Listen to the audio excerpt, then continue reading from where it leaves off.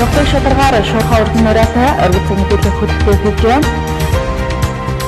Яагаад одоо файл үрхэн Миний функшнууд цэвэрлэх ажлыг бол хийж байгаа. Ордны таймаас ухамсаргүй үйлдэлээс олж та яг энэ хавийн айдагууд бол хаварч байна гэдэг.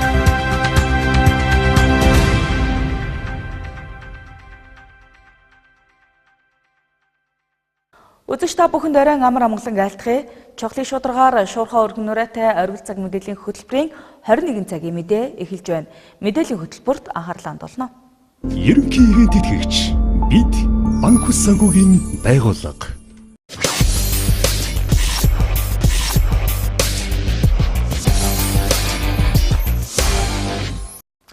Аймгийн засаг даргын шуурхай оролтон боллоо. За энэ удаагийн хуралдааныг аймгийн засаг даргын нийгмийн асуудал эрхэлсэн орлогч Төвшин Жаргал, хот байгуулалт дэд бүтцийн асуудал эрхэлсэн орлогч Бат Жаргал нар удирдан явуулж зарим чиглэлд үүрэг даалгаврыг өгсөн юм а. Ингээд шуурхай оролтоноос бэлтгэсэн дэлгэрэнгүй мэдээллийг хүлээн авч үзнэ. Баян өндөр сум хөгжүүлэх сангийн төсөл сонгон шалгаруулах зөвлөлийн ээлжид хурлаараа 17 иргэн нэг аж ахуй нэгжид нийт 170 сая төгрөгийн зээл олгохоор шийдвэрлсэн байна. За мөн нийтийг хамарсан төр ажлын байр бий болгох төслийн хүрээнд үерийн далангийн хог цэвэрлэгээ, явган хүний замын цас мөс цэвэрлэх ажилд 3 өдөрт 70 иргэнийг хамруулахаар бэлтгэл ажил хангаж байна. За мөн жаргалан цум цаг үеийн байдлаар мэдээлэл хийлээ. За сум хөгжүүлэх сангийн төсөл сонгон шалгаруулах зөвлөлийн ээлжид хурал 12 сарын 7 өнөөдөр хуралдаж 17 иргэн нэг аж ахуйн нэгжид нийт 170 сая төгрөгийн зээл олгохоор шийдвэрлсэн байна. За аймгийн засаг даргын тамгын газар, байгаль орчин айлж үйлчлэлийн газар, Баян өндөр сумын засаг даргын тамгын газар хамтран Эрдэнэт хотын өдрийг тохиолдуулан Эрдэнэт хотын аялалд гэр орооллын 14 багийн 420 иргэнийг хамруулсан байна. Тус аяллаар Эрдэнэт төвлөрд хувьцаат компани, Хөх Монгол зохицолбор, музей зэрэг газруудыг үн төлбөргүй үзэж танилцуулах, холбогдох мэдээллийг хүргэх ажлууд хийгдсэн байна. Мөн Эрдэнэт хотын өдрийг тохиолдуулан амралтын өдрийн алхалтыг амрын талбай 12 сарын 9-ний өдрийн 10 цагт зохион байгуулж баг төс бүрээс 15 иргэн идэвхтэй оролцсон байна. За сум хөгжүүлэх сангийн зээлтэй холбоотойгоор иргэдэд одоо бүх мэдээллийг өгж байгаа. Манай сумд өнөөдрийн байдлаар 57 иргэн сум хөгжүүлэх сангаас зээл авсан. 2011 оноос хойш за өнөөдрийн байдлаар 57 иргэнээс 44 иргэн нь бол хэвийн төлөлт 15 иргэн бол хэвийн төлөлттэй. За 41 иргэн бол шүүхэд 22 иргэнийг шилжүүлсэн. Одоо дахин нэмж 22 иргэнийг шилжүүлэхээр ингээд сум хөгжүүлэх сангийн зээлийн талаарх мэдээллийг иргэдэд одоо цахим хэлбэрээр олгоод холбогдох мэдээллүүдийг бол дор хөрнөгөө явж байгаа. Энэ удаагийн шуурхаан үүрэг даалгавраар эрүүл мэндийн газарт ханиад томооны дэгдэлд бодит эсэх дэлгэрэнгүй төлөвлөгөө гаргаж танилцуулах, за сургууль цэцэрлэгийн дулаан халаалтад анхаарал хандуулах, урлагийн үзлэг бусад хичээлээс гадуур арга хэмжээнд хяналт тавих, мөн нийтийн тээврийн үйлчилгээг эрчимжүүлэхийг үүрэг болголоо. За учир нь өнгөрсөн оны мөн үед цаг агаарын байдал нийтийн тээврийн хүлээлтээс хамаарч бага насны хүүхдийн гар хайрагдж байсан түүхтэй. Нийтийн тээврийн үйлчлэгээ эрхэлдэг компани удирдлагуудтай өнгөрсөн 7 хоног уулзсан. Ямар хөө акц гарсан автоөрийн түүнийг танилцуулмаар байна. Авитат чиглэл ялангуяа маш их гомдол гарах юм а. Энэ дээр тодорхой арга хэмжээ авна. Гэрээгээр хүлээсэн үүрэг байгаа. Цаг хугацаатай. Тэгээ одоо ерөнхийдөө иргэд нь одоо бас яг юу гэдгийг автобус зогсдог газрууд дээр зогсохгүй хамаагүй зогсож байгаа гомдол гаргаад байгаа юм. Нийтийн тээврийн одоо маршрут нь тэгэхээр тийм удаан байгаа юм уу? Одоо тэгээд тэрэн дээр чинь энэ автомастер төв шаанх бэбэ одч байлгүй чиглэлүүдийнхаа яг GPS-ийн хяналтаа аваад ирсэн ингээд над тайлбарлаад харуулж ирсэн. Гэвчлэнгээр ингээд дорнууд арга хэмжээг нь авч явахгүй бол өнгөрсөн жил бас автобус лээж байгаа хүүхэд гар хүлээ хайрсан хөлдөөсөн асуудал гарсан шүү. Энэ бол том сургамж. Эндээ анхаарч ажиллаарай гэж.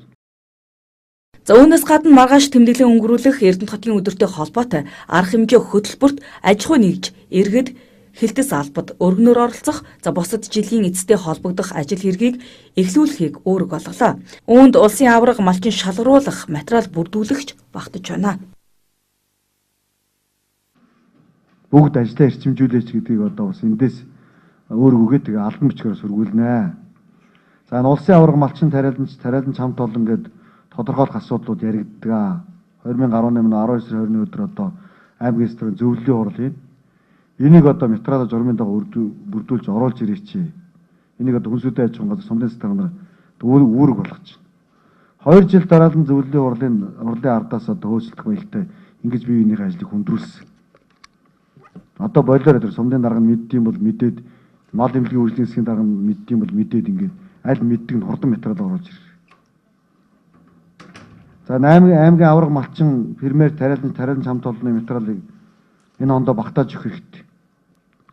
Тэгээд бас одоо ирэхгүй байна гэж нэг яриад ирж ийн гэж нэг яриад ингээд баахан ажил хүндрэл.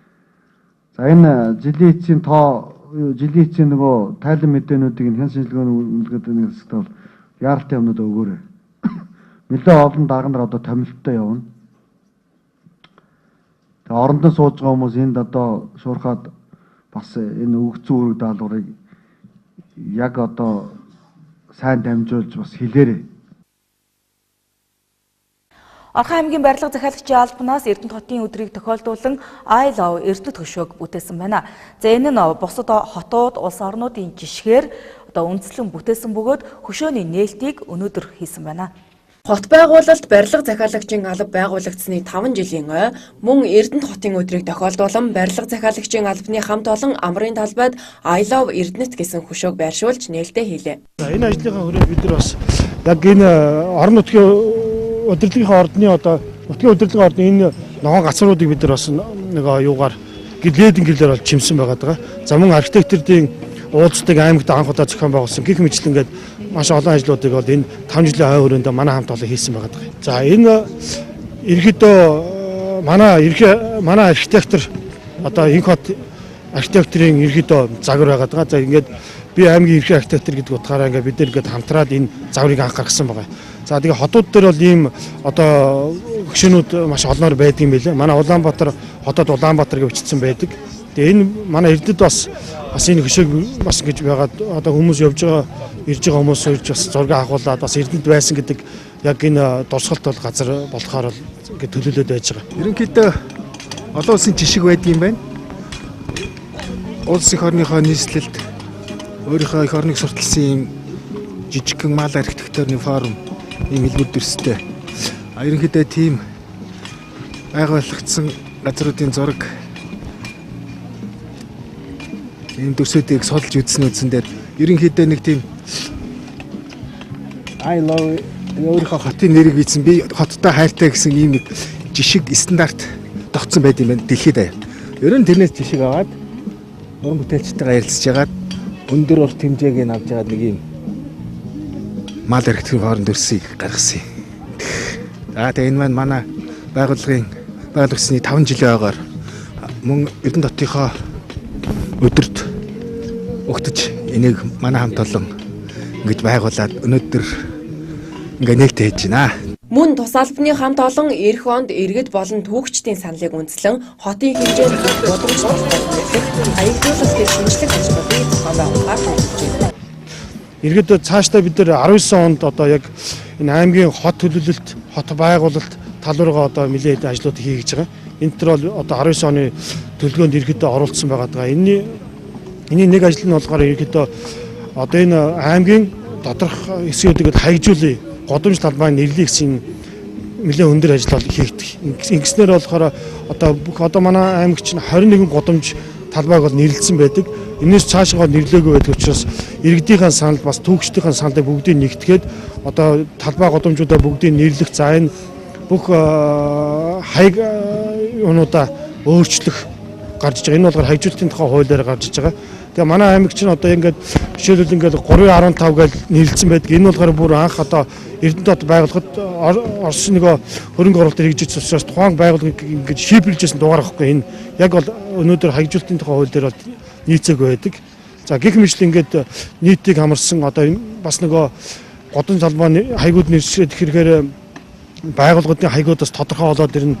За мөн одоо гадны DHL, UPS гэдэг гадны компаниуд жишээлбэл манай дээр илгээмж өргөхөд манай бас хаяг тодорхойгүй олон улсын стандарт байдаг гэх мэтлэн маш олон асуудлууд гарч ирдэг. Энэ асуудал бүгдээр их талаа шийдэгдэнэ. Түүнчлэн хот байгуулалт барилга захиалагчийн болоод эх онд байгуулалтын бас иргэд хот байгуулалт барилга байгууламжтай холбоотой сонирхсон бүх мэдээлэл авах боломжтой болох гэнэ. Орхон аймаг Баян Өндөрсөн Жаргалант сумын иргэдийн төлөөлөгчдийн хурлын байгууллагт үе үед ажиллаж байсан дарга удирдлагууд Орхон аймаг Эрдэнэт хотын өнөөгийн байдал ирээдүйн сэдвт уулзалт ярилцлагыг хийлээ. Уулзалтанд 30 орчим дарга удирдлагууд оролцсон бөгөөд аймгийн хурлын дарга Пүрэл авгийн зүгээс нэг удаагийн уулзалтаар бус дахин чиглэл тус бүрт тусгайлан уулзалтыг зохион байгуулж өнөөдөр хөндөгдсөн зарим асуудлыг ажил хэрэгэх болох тал дээр сэтгэлдээ илэрхийлсэн юм а. Тиймээс энэхүү уулзалтаас бэлтгэсэн мэдээллийг та бүхэнд хүргэж байна. Эрдэнэт хотын бахархал онцлог түүхийг хүргэх Эрдэнэт хотын сурталчлах юм бахархлын өдөр гэдэг. Манай орон нутгийн төсөв нодныг 44 тэрбум байсан бол одоо 103 тэрбумын сая төсөв боллоо. Орон нутгийн хөрөнгө оруулалт 34 тэрбум. Ер нь нийтдээ бол манад нэг 44 орчим тэрбум төгрөгийн хөрөнгө оруулалт 19 онд хийгдгээр ингэж явж байгаа. Энэ маань бол бас манай эдийн засгийн нааштай байдлууд үүсэж чинь ажиглагдж чинь гэж харж байгаа. Тэгээд та бүхэн маань бол мэдж байгаа. Үнэхээр одоо бид нэр иргэдийнхээ хүссэн бүгдийг яаж чадах вэ? Хүнчлэхээ хэрээр хүлээж чинь сая ирэн бэлж байгаа тамирч байсан томоохон хөрөнгө оруулалтууд тийм.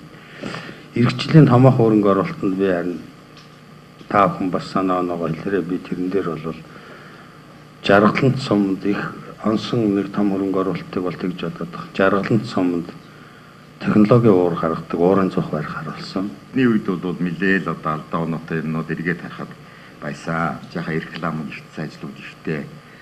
Эрэм дараагийн алдагдуулсан, олж ирсэн мөнгөндөө бас нэг тийм юм муутай бас жаахан үрэлгэн дүү маягийн хөрөнгө оруулалтын эргэн нөхөх тийм байдлыг нь жаахан дутуу тооцжүүлдэг гэмээр янз янзын юмнууд бас нэлээд ажиглагддаг юм аа. Тэгээд тэрэн дээрээс бас сургамж авна. За яг хоо жаахан реклам талд нь ихтчгээ болохгүй байсан 3 ажил. Тэр нөгөө орон сууцны фасад, гэрэлтүүлэг, зам талбай гэж.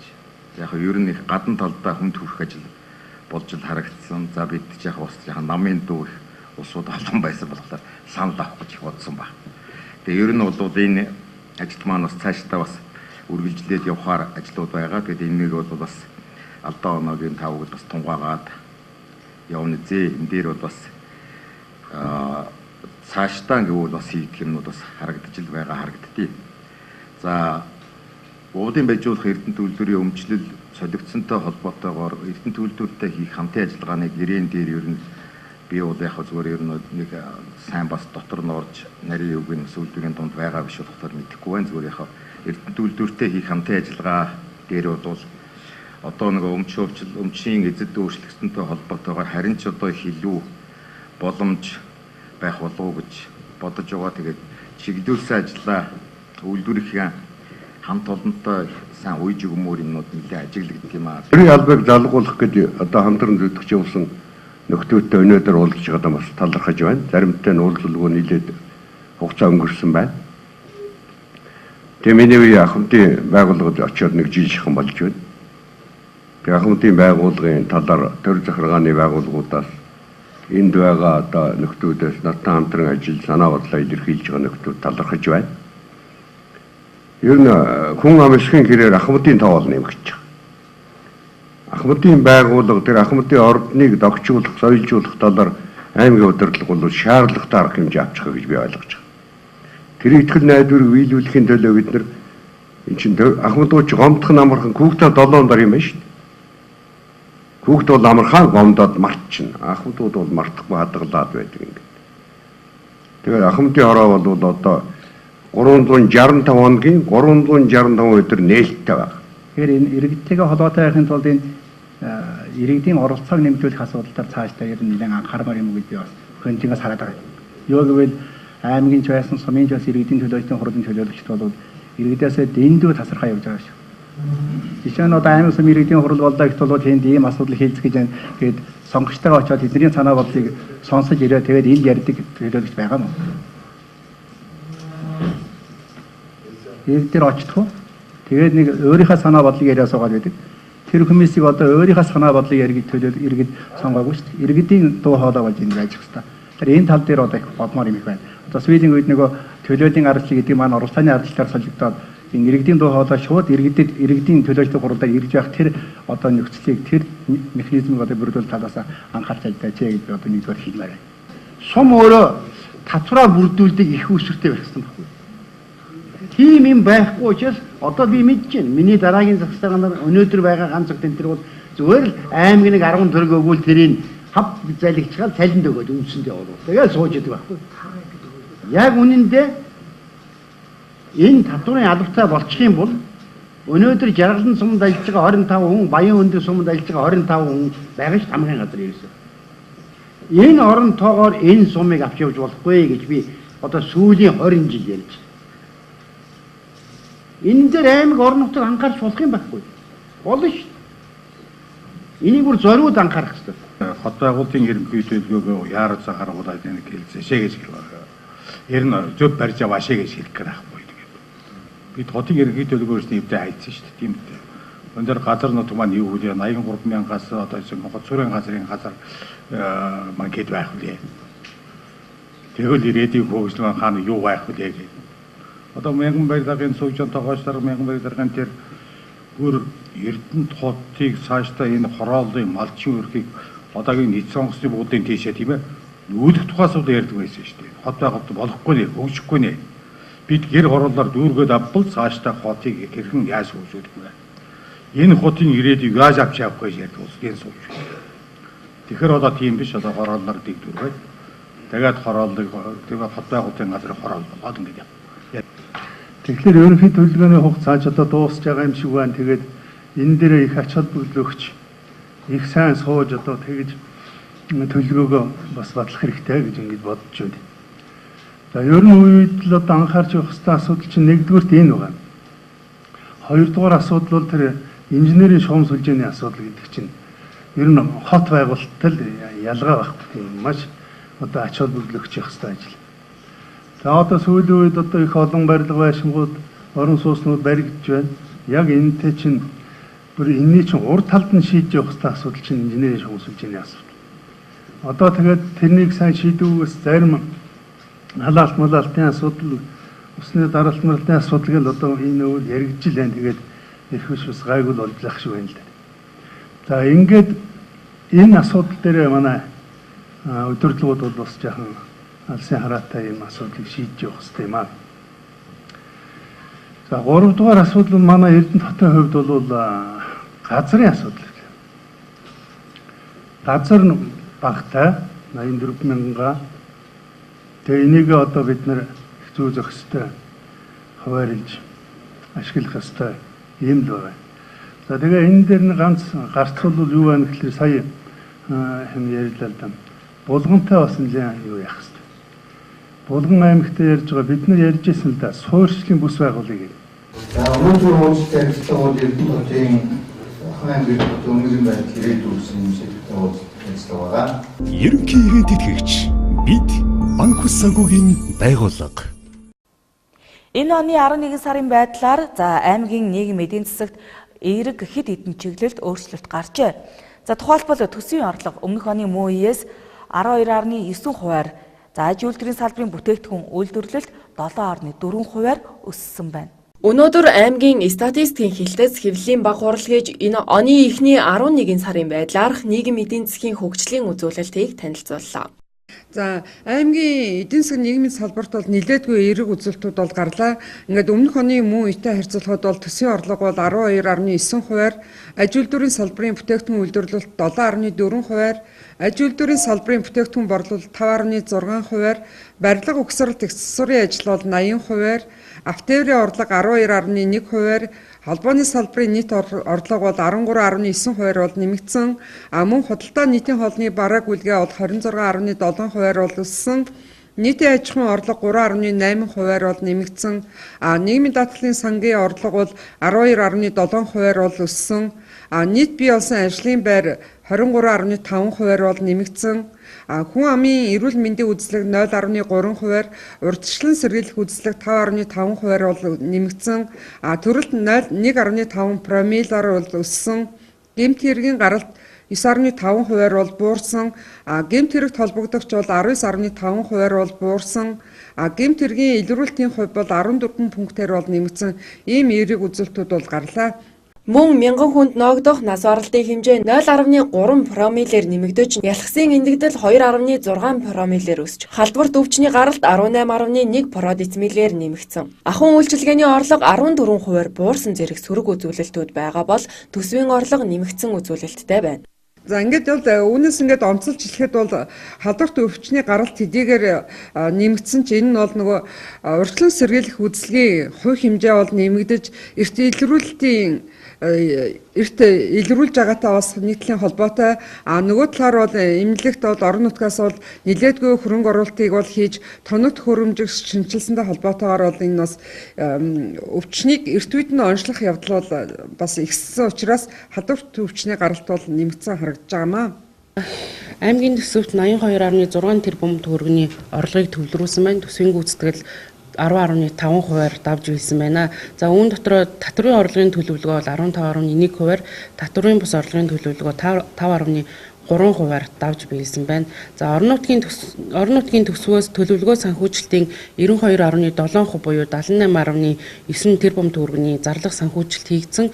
Үүнийг төрлөөр нь задлж үзэх юм бол 3.7%-ийг нийгмийн даатгалын шимтгэлд, 15.8%-ийг хөрөнгийн зардалд, 19.7%-ийг бараа үйлчилгээний зардалд, 30.2%-ийг цалин хөлсөнд, 30.6%-ийг татаас ба урсгал шилжүүлэх зарцуулсан байна. За орон нутгийн төсвийн зарлагыг салбарын хувьд авч үзэх юм бол эдийн засгийн бусад салбарт 0.6%-ийг, эрүүл мэнд спортын салбарт 1.9%-ийг, ангилагдаагүй бусад зардалд 15.8%, нийгмийн даатгал халамжийн зардалд 15%-ийг, нийтийн ерөнхий үйлчилгээнд 31.8%-ийг, боловсрол соёл урлагийн салбарт 34.9%-ийг бол зарцуулсан байна.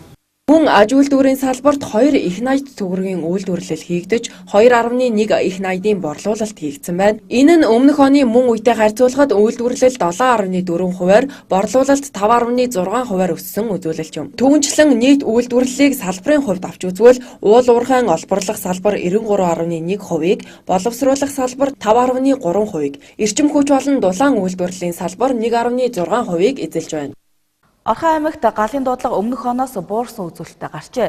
За тодорхойлбол өмнөх онд 125 дуудлага бүртгэгдэж байсан бол өнөөдрийн байдлаар энэ онд 85 дуудлага бүртгэгдээд байгаа юм. За гэвч цаг агаар эрс хүүтэрч халаалт галалгаа эхэлсэнтэй холбоотойгоор иргэдийн анхаарал болгоомжгүй байдал, нөгөө талаас айл өрх цахилгаан шугамын ачаал хэтрүүлсэнтэй холбоотойгоор пишин зуухны буруу галалгаа зэргээс шалтгаалж ахуйн галт үүмрийн дуудлага эрс ихсэх хандлагатай байгаа гэдгийг анхааруулan сэрэмжлүүлж байна. Орхон аймгийн онцгой байдлын газраас айл өрхийн цахилгаан хэрэгсэл галын аюулгүй байдлыг үнэлж дүгнэх нэгдсэн шалгалтыг зохион байгуулсан байна. Нийт 9162 зөрчил илрүүлж, түүнийг арилгах, нөхцөл байдлын үнэлгээ хийх шаардлагатай арга хэмжээг авч ажиллаж байна. Орхон аймгийн хэмжээнд он гарснаас хойш галалгаа, ахуйн цахилгаан хэрэглээний ачаалал хэтрүүлсэн зэргээс шалтгаалж 6 хүн нас барсны, 3 нь хүүхэд, 3 нь том хүн байжээ. Харин 12 дугаар сараас хойш 9 дуудлага ирээд байгаа нь өмнөх оны мөн үеэс нэгээр илүү байгаа юм а. Галт өмрийн улмаас 6 хүн нас барсан. Үүний 3 нь хүүхэд, 3 нь бол насанд хүрсэн ийм иргэн байна. Тэгэхээр өнгөрсөн 17 онд бол бид хүний хохирол байхгүй байсан. Энэ онд бол 6 нас барж нэмэгдсэн байна. Тэгэхээр энэ ойрын өдрүүдэд 12 дугаар сар гараад галт өмрийн дуудлага 9 байна. Энэ хүүтрэлт галлага нэмэгдэнтэй холбогдуулаад ингээд галын аюул бол нэмэгдэх ийм нөхцөл байгаад бас сумдууд анхаарад энэ багийнхаа удирдлагуудыг онцгой байдлын газартай хамтраад ажиллах энэ нөхцөлтийг бас анхаарч ажиллахгүй болохгүй нэ гэж. Иймд галын аюулгүй дүрм зааврыг чанд сахиж биелүүлэх шаардлагатай. Мөн айл өрхөөд галлахаагаа тохируулах шаардлагатай гэдгийг хэлж анхааруулж байгаамаа. Мөн үүнтэй холбоотойгоор зарим зөвлөмжийг хүргэж байна. Тамхи шүдэнцийн галыг бүрэн гүйцэд унтраах, галтаа үнс нормыг ил задгаа асгахгүй байх, пишин зуухны галалгаа болон Гэрийн цахилгаан шугамын ачааллыг хэтрүүлж хэрэглэхгүй байх, бага насны хүүхдийг харж хандах, асрах үнгүй, орхихгүй байж болзошгүй эрсдлээс амнаас эрүүл мэндийг хамгаалахыг анхааруулж байна. Оргил цаг мэдээллийн хөтөлбөр харилцагч байгууллагуудаас ирүүлсэн бизнес мэдээгээр үргэлжлүүлж байна.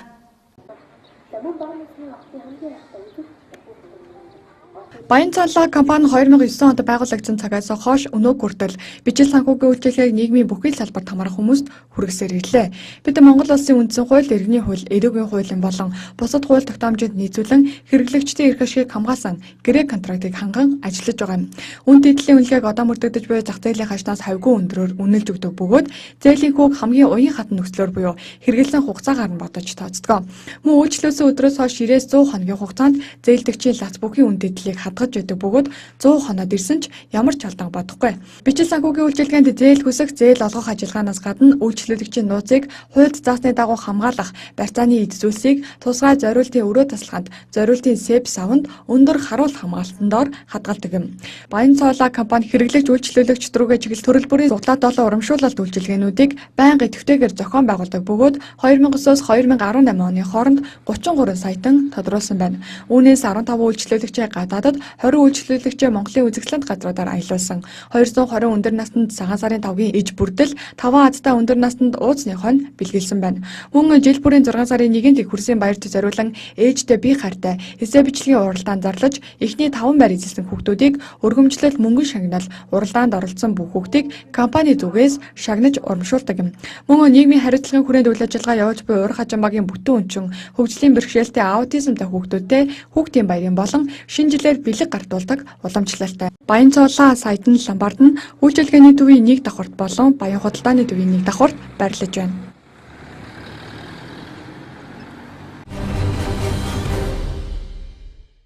Макс гэрэл зургийн фото студ нь шинэ жилийн баярыг тохиолдуулан албан байгууллага найз нөхдөөрөө тэмдэглэж байгаа та бүхэнд дахин хизээч мартагдашгүй дурсамжит тэрл мөчүүдийг гэрэл зурганд буулгаж зургийн цомгондоо хадгалан мартагдашгүй мөчүүдийг видео хайлсанд бичүүлэн үлдээх бэлэгтэй үйлчилгээг санал болгож байна. Тодорхойлбол бид шинэ жилийн баяраа тэмдэглэж байгаа хамт олондоо шинэ жилийн бэлэгтэй багцын үйлчилгээг санал болгож байна.